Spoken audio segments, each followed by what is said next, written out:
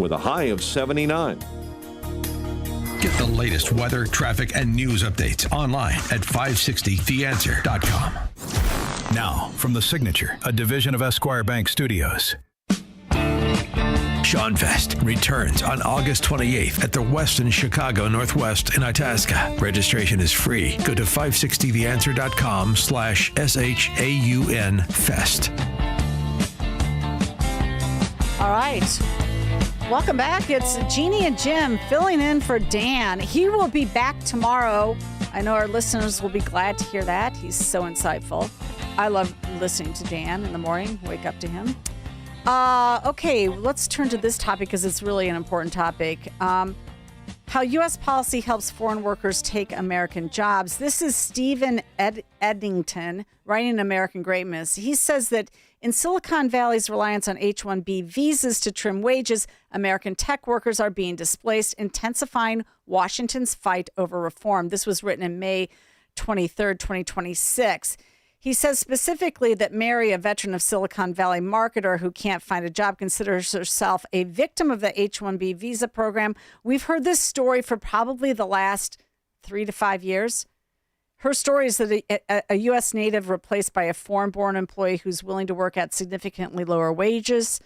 And then, adding insult to injury, she says her CEO, who hails from India, told her to train the man he selected to replace her before laying her off. Now, in this lengthy article, he goes on to say that Microsoft is led by Satya Nadella. Alphabet Inc. is led by Sundar Pichai. Adobe is led by Sanatu Narayan. I'm going to screw up all these names.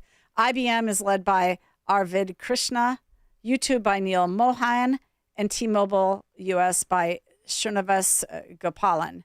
All were born in India. And in fact, for Silicon Valley, they have 2/3 of the nearly 400,000 tech jobs are held by those born abroad. India, 23%, China, 18%. Combined, they have more jobs than the U.S. at 34%. We have a problem on our hands when this is happening, wouldn't you say, Jim? I think there's no question about it. And that's why I'm excited about the Kevin interview, because I want to know, like, if you caught me 5 years ago, I'd say it's not a problem at all. Tell these kids to work harder. There's plenty of jobs, expanding job market. Now you add in the third element, which is the element of AI potentially gobbling up a lot of these, tech service sector jobs. And now all of a sudden, our domestic workers have to fight, the foreign competition and AI. Then it's time we have to stand back and probably make some decisions. And hopefully Kevin's going to tell us how to do that. Yeah, and Kevin Roberts joins us now. He's the president of the Heritage Foundation and the author of Dawn's Early Light, Taking Back Washington to Save America. Certainly, we need to do something about saving America when it comes to H-1B visas being prolific and taking away jobs from Americans. Mr. Roberts, thanks so much for joining us. Jeannie and Jim, it's a pleasure. What a great lead-in to this topic that's so important. Like you said, Jim, if you'd asked me 5 years ago if this was a major problem, I would have said no, it needs some reform. But obviously, it's almost at the point of crisis, especially if you are an American worker looking for one of these jobs. Right. So the question becomes then, what do we tell our kids? Is there a policy that you want to pursue here that's just more strict with the visas? Because you can't just keep telling our kids, toughen up, work harder. That doesn't work, right? No, it's insufficient. Obviously, we need to tell our kids that. It's a very important part of human formation, shall we say, but it's insufficient because the bottom line is the H-1B visa program has been abused. It's been exploited. And I just want to take a step back for a moment and remind everyone listening what the history of the H-1B program is. It's 30 years old. It was created at that time to address what was described as a temporary laborer shortage.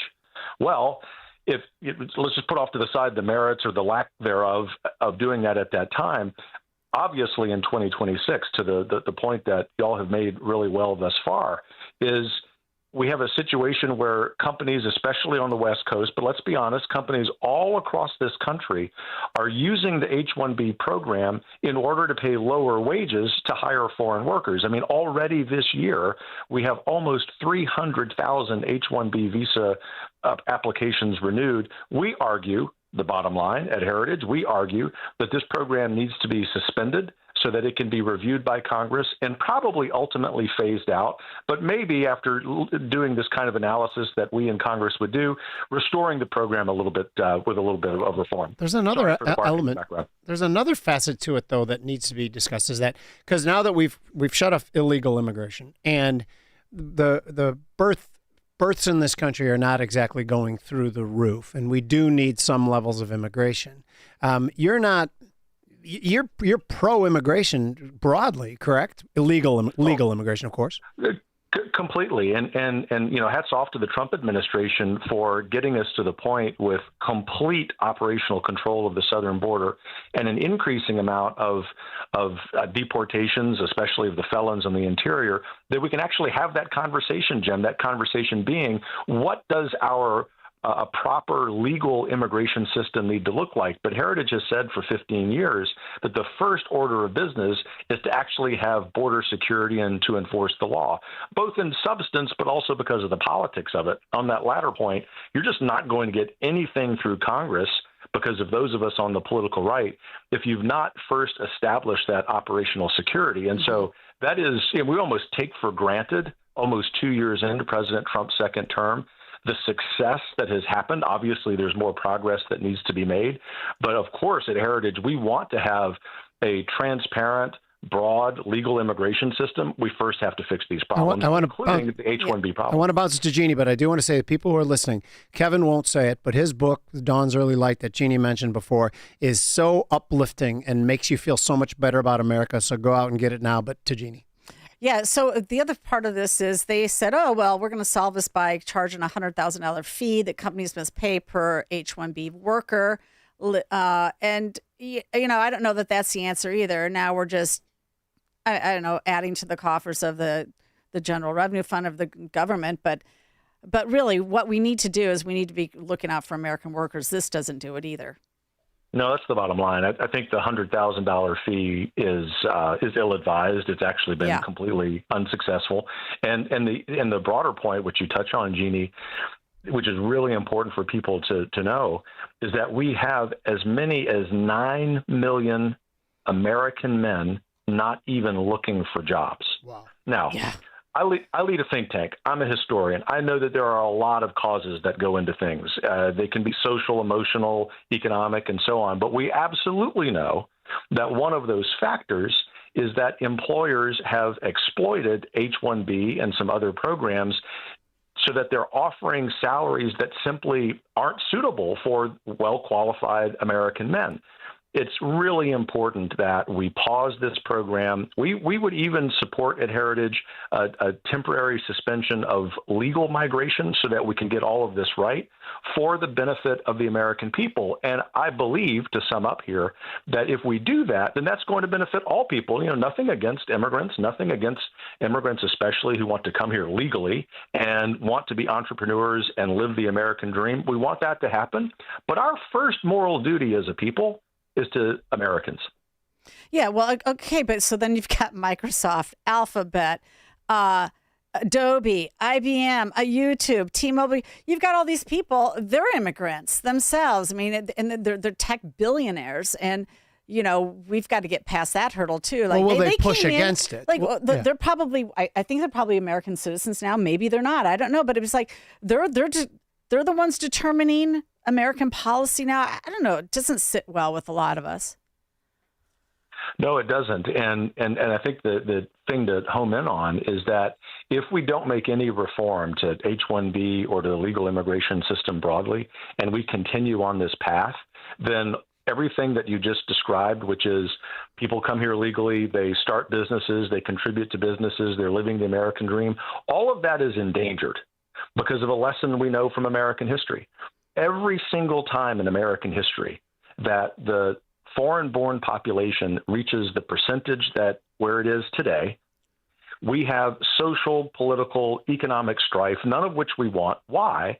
Because Americans are saying, whoa, how about us? We want people to succeed, Nothing against people coming here legally, but let's right-size the program. And so what we're clamoring for at Heritage is all of that to be true, but it's got to be done in the right sequence, starting with reform of a program, and in this case, H-1B, that was never intended to be permanent. Yeah, I want them to be America firsters. That's what I want. You come here, you assimilate, you're America firsters, and great, you're bringing all your, experience and your education, but quite frankly, probably a lot of them were educated here to begin with on the backs of our companies and our universities. And, they need to be all in for America. They don't need to be bringing more of their people over, in my opinion.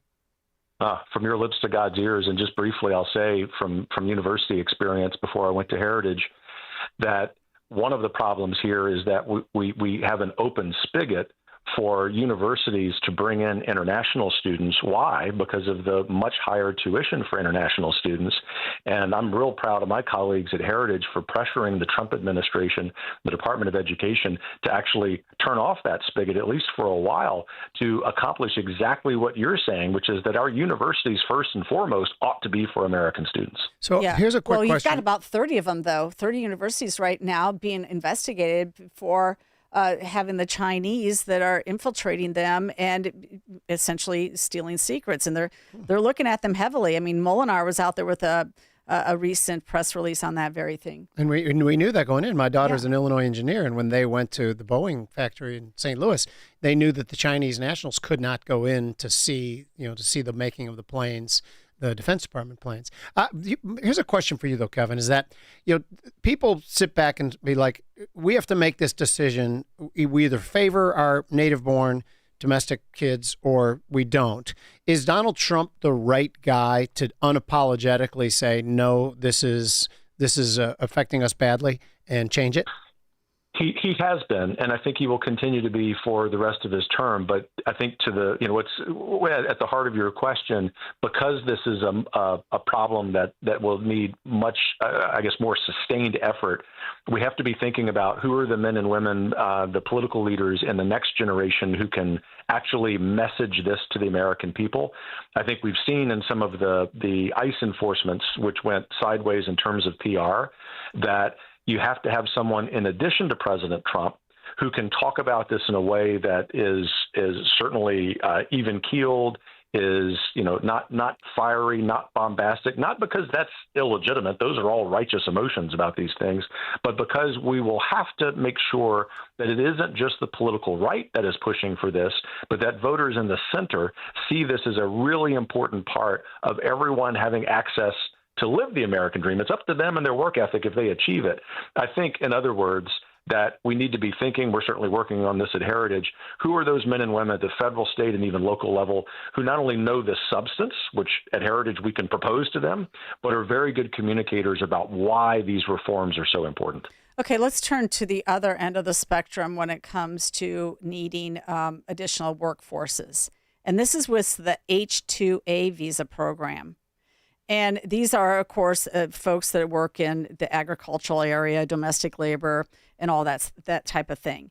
And we have a problem, it looks like, at that end as well. There's 50 co-sponsors, including 47 Republicans, to expand the scope of the H-2A program. These are essentially allowing people to work here conditionally, and it's in response to labor shortages. Do we have a labor shortage in Illinois, or do we have in this country, or do we have a really, really generous benefits program for Americans, which doesn't, so they don't get their ass off the couch and out on the workforce? You're so right, Jeannie. It was the libertarian economist Milton Friedman, as you know, who said you can have open borders or you can have a generous welfare state. You can't have both. What have we done? We have created both, and God bless Scott Bessent, for example, for turning off the spigot to so many of these tax rebates to illegals. We'll be saving $3 billion. Now, we should have been doing this for decades, right? But to your question about the H-2A system, there are Americans who would do those jobs. Yes. And it's really important that we take the same approach to that part of our immigration system. We would argue for a temporary suspension to analyze the numbers. But then I will say, if in fact there are certain sectors in the agriculture industry that need seasonal workers, then we have a great program from American history that we could reprise. Heritage has been talking about this for a long time.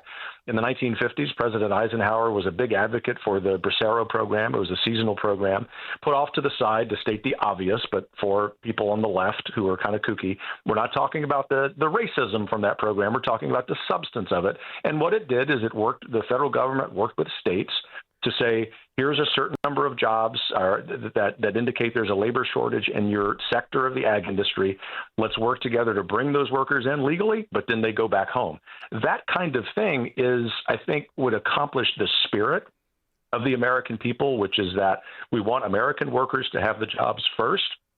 Secondly, we're open to people coming here legally to migrate to help our industries, but let's do that in that particular order rather than what big ag and big hospitality industries are telling us, which is that we can't even have the conversation. At Heritage, we're saying, go pound sand. We have to have the conversation. Yeah, we have too many Americans on the sidelines, in my opinion, because we have generous welfare benefits for Americans.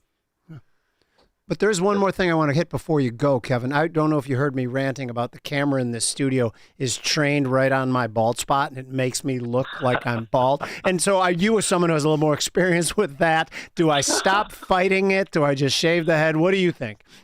Oh, man, just shave it. I started doing that as soon as the bald spot appeared. And what was good is that my haircut hasn't changed in 20 years. Fantastic. And you look sharp. I like it. So maybe I will. Maybe I'm going to, as you as my mentor, maybe today's the last day. Well, we're going to leave it right there. Oh, we don't want to talk more about hair, Jeannie? No. We're out of time. But I'd love to talk about everything with Kevin, but we're out of time. Kevin Roberts, president of the Heritage Foundation and author of Dawn's Early Light, Taking Back Washington to Save America, and he joined us on the Alpha Wealth Group Answer Line. Thank you so much. Before you see it on TV, share it on Facebook, or read about it in the paper. Hear it here first. This is Chicago's Morning Answer on AM 560. The Answer. When your joints hurt every day and you've been told you need surgery, do your homework. Once a joint is replaced, there's no going back. Hey, it's Dan Proft. Before you schedule surgery, get a second opinion from my friends at QC Kinetics. I personally recommend them. Whether you're dealing with pain from bone-on-bone arthritis, torn meniscus, or years of wear and tear, surgery isn't your only conversation. Talk to Dr. Caravan